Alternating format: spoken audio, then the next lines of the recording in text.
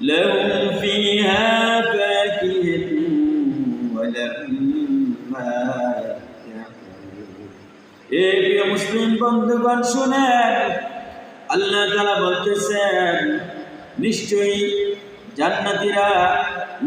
জান্নাতের অধিবাসীরা আনন্দে মশগুল থাকবে। জান্নাতের মধ্যে বলে সুবহানাল্লাহ, আনন্দে মশগুল থাকবে, শগুলের মধ্যে থাকবে এবং তাদের স্ত্রীর সাথে হুম আজওয়াজুহুম ফি যিলালিন আলাল আরাইকি মুত্তাকিউন, তারা এবং তাদের স্ত্রীগণ, তাদের বিবিগণ জান্নাতের মধ্যে ছায়াময় স্থানে হেলান দিয়ে বসবে। সুবহানাল্লাহ, লাহুম ফিহা ফাকিহাতুন ওয়া লাহুম মা ইয়াদউন।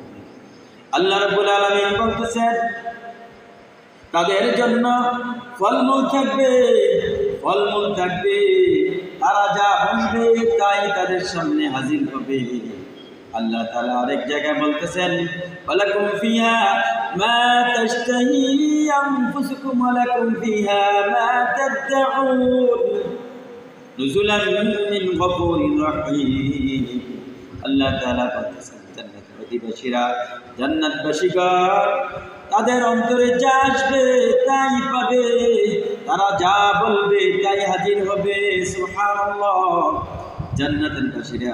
জান্নাতের অধিবাসীদের সামনে চাওয়া মাত্র সব কিছু হাজির হয়ে যাবে।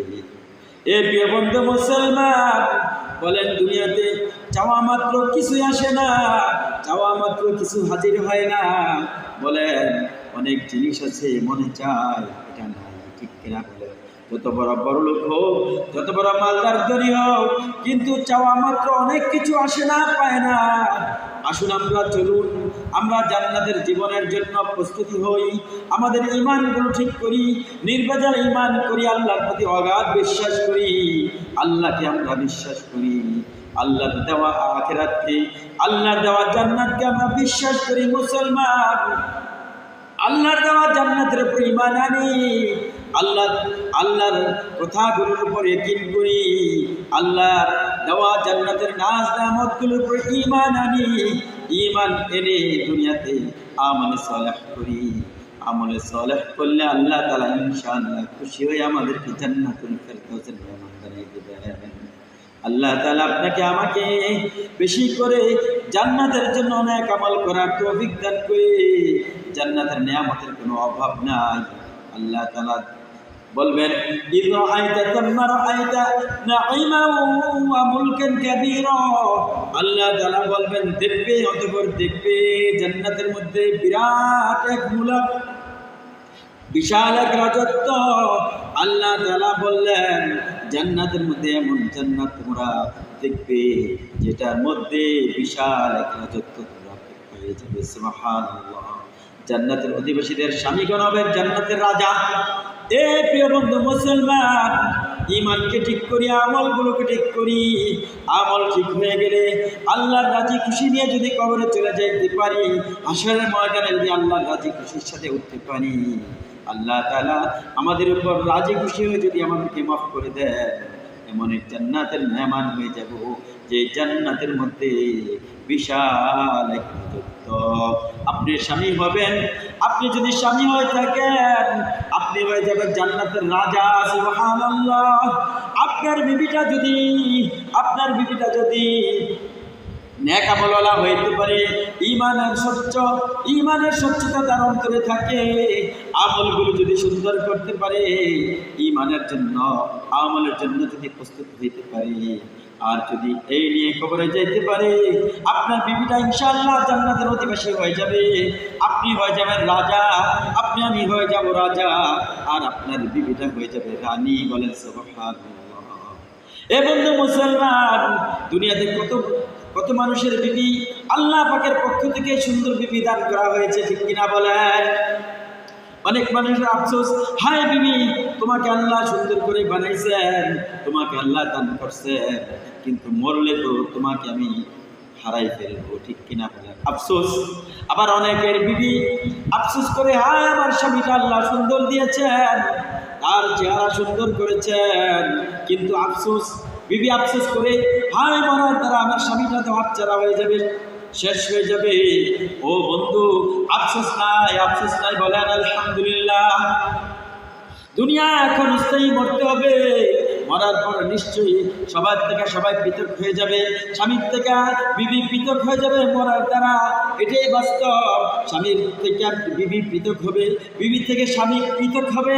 কিন্তু আল্লাহ তাআলা যদি আপনার আমার ঈমান আমল তৈরি করতে পারি, ওই স্বামী স্ত্রীর পৃথক 2 দিন 2 বার মরে যাবে। যেই স্বামী স্ত্রী বিভিন্ন সময়ে মরে যাবে, একসাথে মরবে না, কিন্তু আল্লাহ তাআলা জান্নাতের মধ্যে একসাথে করে দিবেন। সুবহানাল্লাহ, জান্নাতের মধ্যে একসাথে করে দিবেন। ওই দিন বিবিটা কেরম জোয়ান হবে, হাদিসের কিতাবে আছে।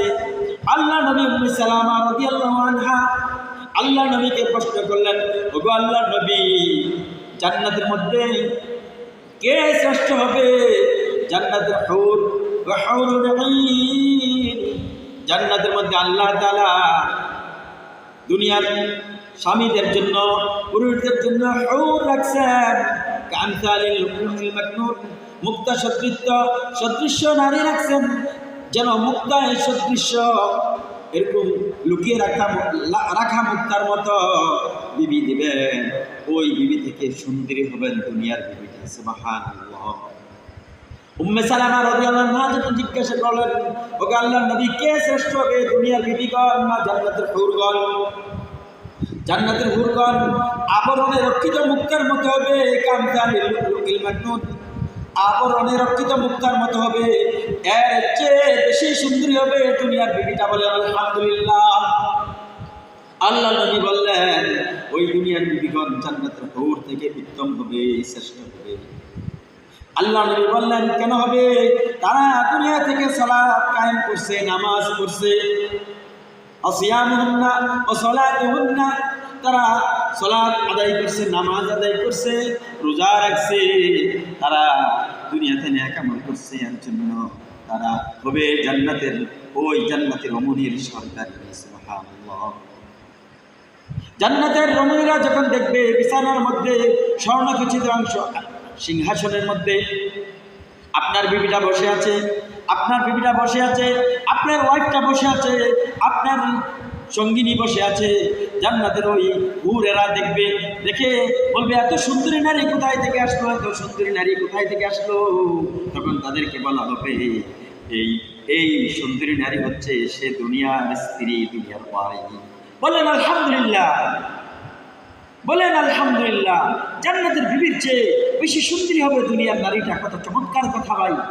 এর জন্য বিবিদেরকে জান্নাতে নেওয়ার জন্য মেহনত করবেন তো ইনশাআল্লাহ। জান্নাতে নেওয়ার জন্য বিবিকে চিরদিনের ওয়াইফ হিসেবে পাওয়ার জন্য বিবিকেও ইমানের মেহনত, আমলের মেহনত, ইমানওয়ালা বানাবেন, আমলওয়ালা বানাবেন ইনশাআল্লাহ। ঠিক আছে ভাই? এর জন্য আপনি যেন যে ওয়াজগুলা আমরা বললাম, আমরা সবাই যেন আমল করতে পারি, বিবি যেন আমল করতে পারে, মুসলমানরা যেন আমল করতে পারে, পুরুষ যেন আমল করতে পারে, নারী যেন আমল করতে পারে, যুবক যেন আমল করতে পারে, যুবতী যেন আমল করতে পারে। আল্লাহ তাআলা সবাইকে তৌফিক দান করুন। আল্লাহ তাআলা আমাদের সবাইকে ঈমান আমল তৈরি করার তৌফিক